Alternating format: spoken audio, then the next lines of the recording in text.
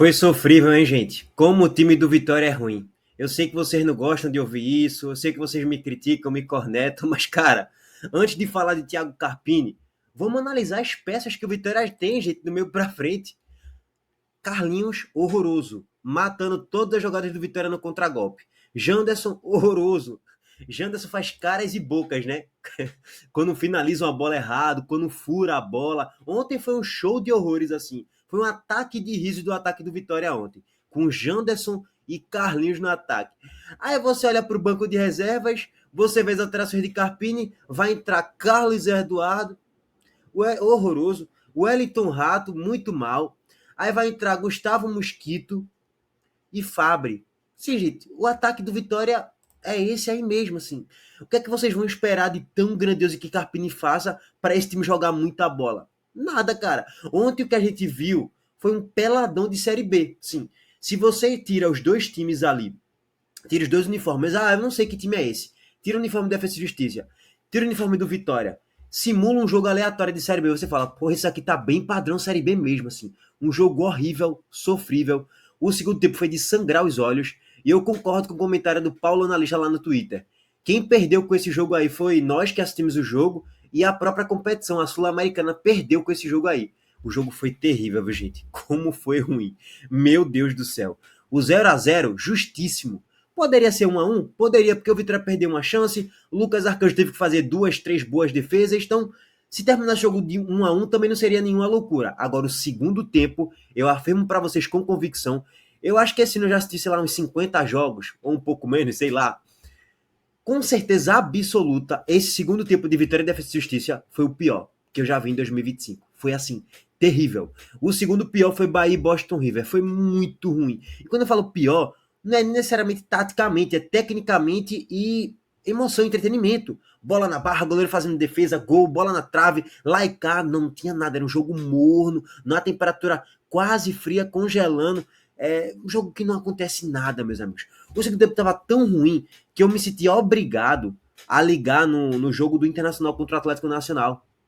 Jogo válido pela Libertadores. Para pelo menos ver algo de bom, né? Aí você vê, realmente isso aqui é a Série B da Libertadores, isso aqui é a Série A da Libertadores. Assim, a disparidade é muito grande. Daqui a pouco a gente vai falar também sobre o jogo do Fortaleza contra o Colo-Colo. Mas assim, vamos lá, gente, rapidamente aqui trazer para vocês um pouquinho aí da análise do jogo. Primeiro, a tabela de classificação, né? Eu assisti ontem no dessa Católica contra o Cerro Largo, assisti o jogo ao vivo, inclusive, porque depois que terminou o jogo do Vitória, eu assisti o segundo tempo todo, vai, para não mentir aqui para vocês, assisti o segundo tempo todo, e assim, foi um amasso da Universidade Católica durante todo o segundo tempo. O jogo terminou 3-1, mas assim, com vaga para 4-1, 5-1, foi um amasso, um atropelo, irmão. Um atropelo dos grandes. A perspectiva que fica é, a Universidade Católica está descolando no grupo B da Sul-Americana. Quando tiver o seu mando de campo, e teve nesse último jogo, vai vencer. Contra o Vitória, já jogou bem, já merecia vencer no Barradão.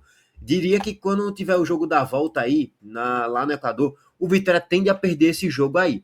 E aí vai ser uma briga de foice no escuro. Vitória, Defesa e Justiça e Cerro Largo para pegar essa segunda colocação. Óbvio que é uma análise ainda muito precoce, porque são 2 jogos.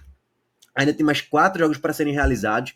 Mas esse Defesa e Justiça é um parênteses, tá? É horroroso.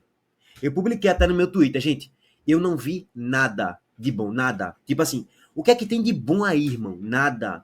Então, quantos jogadores desses seriam titulares no esporte? Cara, eu nem sei.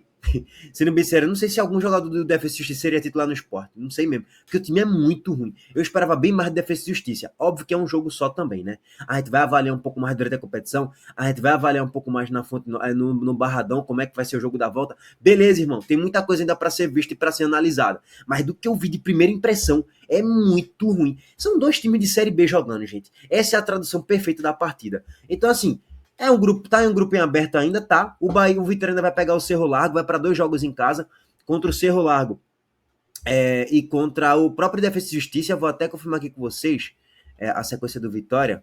Deixa a atualização. Sempre só faz que eu fico atualizando o site, né? Durante a gravação aqui dos vídeos. Mas, ó, o Vitória vai pegar. Cadê? Não mostrou aqui exatamente, não mostra aqui a sequência exatamente, não. Deixa eu só botar aqui. Ele não mostrou aqui a sequência do Vitória na Sul-Americana, não. Mas vai para 2 jogos seguidos em casa. E é essa sequência que o Vitória tem que se aproveitar para buscar a classificação na próxima fase.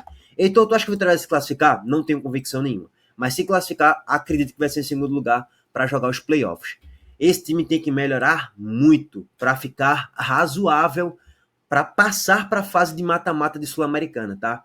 Porque pelo que a gente viu, é algo assustador. Bom, sobre a escalação aqui rapidamente, Carpini foi por um 4-3-3, né? Defensivamente era um 4-1-4-1, com Baralhas e Oliveira mais centralizado. Matheus voltava para recompor muito também. Eric e Janderson pelas pontas. E o jogo do Bahia, do Vitória, taticamente, funcionou no primeiro tempo. Era um time que, na maior parte do tempo pelo menos, estava marcando bem e estava conseguindo chegar nos contragolpes com jogadas perigosas. Só que quando chegava no último terço de campo, aí você tem que decidir, tem que torcer para que Eric decida um jogo que ele não decide na maior parte do tempo, perder um gol cara a cara. Aí você tem que torcer para Janderson acertar uma finalização na barra, coisa que ele não consegue fazer. Aí você tem que torcer para Carlinhos acertar um passe de 5 metros em profundidade, em transição. Ele também não consegue fazer. Aí recai na limitação técnica do grupo. Matheus tem uma chance de transição que ele dá uma caneta no jogador do Defesa e Justiça e finaliza a bola para fora. Matheus não fez um bom jogo, desperdiçou essa oportunidade que ele poderia até tocar para Janderson. Agora, ao mesmo tempo, você fala, pô, irmão, tocar para Janderson. Toca no Caleri que é gol, né? Toca no Janderson que é gol, né? Bigode grosso, né? É difícil, cara. Aí ele fica lá com caras e bocas, né? Depois de perder um gol, ou de chutar mal, ou de tocar errado, ou de furar uma bola. É difícil, cara, assim. A torcida do Vitória fica pé da vida comigo, mas a realidade do time é limitadíssimo. O Defesa e Justiça chegava, mas não eram por chances claríssimas de gols a todo momento. Chegava com finalização de fora da grande área, uma jogada ou outra de cruzamento de escanteio e tal, e Lucas Arcanjo segura na maior parte do tempo. Fez 2, 3 excelentes defesas e saiu como melhor em campo. Justo ele ter sido melhor em campo, porque se não fosse ele, talvez o Vitória perderia o jogo. Mas, mais uma vez, acho que o empate tá justo. Talvez 1-1 traduziria melhor do que foi o jogo. O 0-0 também é digno de nota, porque a nota do jogo é 0 no meu ponto de vista, ainda mais no segundo tempo, que eu me recuso a comentar qualquer coisa do segundo tempo, de tão ridículo que foi o segundo tempo de Vitória e Defesa e Justiça, tá? Traduz aí mais uma vez, editor. Ontem foram 2 times de Série B jogando, o Vitória e o Defesa e Justiça, pelo menos pelo futebol jogado ontem, ficou essa sensação, tá? Bom, não vou alongar mais um pouco mais o debate sobre isso, até porque eu merecia um prêmio Nobel, né? Depois de passar 7 minutos comentando sobre esse jogo, é uma loucura, né, irmão? É uma loucura. Prêmio Nobel, tá? Eu mereço, porque comentar 7 minutos sobre esse jogo é uma loucura. Mas enfim, vamos falar agora sobre Fortaleza e Colo-Colo, um pouco de parte da análise do jogo, porque o jogo foi paralisado, e também a repercussão aí do que é que Fortaleza pode conseguir caso não, né? O que é que Fortaleza pode conseguir de acordo com o regulamento da competição. O Fortaleza pode conseguir os 3 pontos aí e vencer o jogo por WO, vamos dizer assim. Bom, antes disso, a Montenegro Cargas de treinação aqui para vocês a todo vapor. Simbora, é carga. A Montenegro Cargas é a palavra-chave para transportar sua mercadoria em 2025. Há mais de 10 anos, a Montenegro Cargas vem transportando compromisso para todo o Brasil. Com as modalidades de entregas fracionadas, expressas e dedicadas, vem oferecendo sempre o melhor serviço e detalhe, por um precinho justo. Além disso, a Montenegro Cargas é uma das poucas do Brasil a incluir prazo de entrega em proposta para vários trechos do contrato, garantindo confiança, eficiência e transparência em cada entrega. Essa é a Montenegro Cargas transportando compromisso. É carga, viu, pai? Bom, rapaziada, vamos lá. Eu vou começar de trás para frente. Seguinte, todo mundo sabe que ontem teve a invasão dos torcedores do Colo-Colo aos 70 minutos de jogo, 25 minutos do segundo tempo. Os torcedores do Colo-Colo revoltados depois da informação que saiu que 2 torcedores do Colo-Colo morreram, uma menina de 13 anos e um rapaz de 19 anos. E pelo que foi dito na transmissão da ESPN, foi um atropelamento de carros da polícia que durante uma confusão ali, no ruge-ruge, na entrada da partida, aconteceu toda essa confusão e policiais teriam atropelados aí 2 torcedores do Colo-Colo. Só que assim, eu não sei até que ponto tá esse tipo de informação, se procede isso exatamente ou não. Foi o que foi dito ali na transmissão da ESPN, só para deixar claro mais uma vez. E aí, eles sabendo dessa informação, eles invadiram revoltados, mas eles não foram em direção aos jogadores do Fortaleza, ao árbitro, aos jogadores do Colo-Colo, não. Eles foram justamente, eles queriam treta com a polícia, não estavam nem aí pra polícia, desrespeitando a polícia. Se a polícia tivesse em campo, eles queriam partir pra cima pra agredir, e os jogadores do Fortaleza saíram ali pro vestiário após a invasão. E aí é o seguinte, Leão vencedor, cancelamento do jogo em Santiago pode resultar em vitória tricolor e banimento do clube chileno na Libertadores. Segundo o regulamento das competições chanceladas pela Conmebol, com o cancelamento do jogo contra o Colo-Colo, existe a possibilidade de que o Fortaleza seja declarado o vencedor do jogo desta quinta-feira, no Monumental de Santiago, cancelado após a invasão do campo pela torcida mandante. Isso porque o Código Disciplinar da entidade prevê derrota do time mandante em caso de cancelamento pela falta de garantias de segurança, por parte do clube local e das autoridades locais de segurança que garantisse a continuidade da partida. Detalhe que quando o jogo o jogo foi paralisado e tal, os torcedores invadiram, obviamente que 10, 15 minutos depois, grande parte da torcida do Colo-Colo já tinha abandonado o estádio, porque o jogo já estava suspenso e muito provavelmente o jogo não iria voltar. Seria retomado em uma outra data, em outro dia, daqui a um mês, 2 meses, sei lá quando é que esse jogo vai ser restabelecido. O jogo tende a voltar, acredito eu, com 70 minutos de jogo, faltando 20 minutos para terminar a partida, no 0-0 no jogo, com as alterações já feitas, enfim. Então, assim, depois de toda aquela confusão, a maioria vazou. 60%, 70% do estádio ficou vazio depois de 20, 30 minutos. Depois de 40 minutos, não tinha mais ninguém. Não tinha mais ninguém, mano. Não tinha nem torcedor, não tinha um torcedor, basicamente. Depois de 40, 50 minutos, não tinha praticamente ninguém. Aí eu até pensei, pô, será que eles poderiam voltar ao jogo para reiniciar a partida? Já que só faltam 20 minutos, termina aqui já era, para não ter que marcar uma nova data, aí mexer em calendário de novo, aí toda essa confusão de novo, enfim. Mas não, o jogo não voltou, o jogo ficou cancelado aí depois de 1 hora, basicamente, de decisão, tá? De espera. De acordo com o artigo 24 do referido Código Disciplinar, quando a equipe for sancionada com a determinação do resultado de um jogo por responsabilidade ou negligência, entende-se que o resultado é 3-0 a favor da equipe adversária. Por sua vez, o Colo-Colo pode ser desclassificado da competição, uma vez que o regulamento da Conmebol prevê que o clube em questão, Colo-Colo, pode ser desclassificado dos próximos torneios organizados pela Conmebol. A Conmebol poderá adotar outras medidas cabíveis, como a suspensão do clube e de qualquer outra competição organizada pela entidade. Assim, o que me espantou de fato nessa invasão é que não tinha policial ali próximo, pô. Tá ligado? Para conter os avanços dos torcedores do Colo-Colo.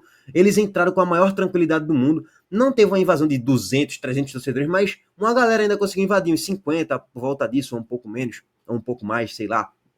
Então, assim, me surpreendeu como não tinha segurança nenhuma.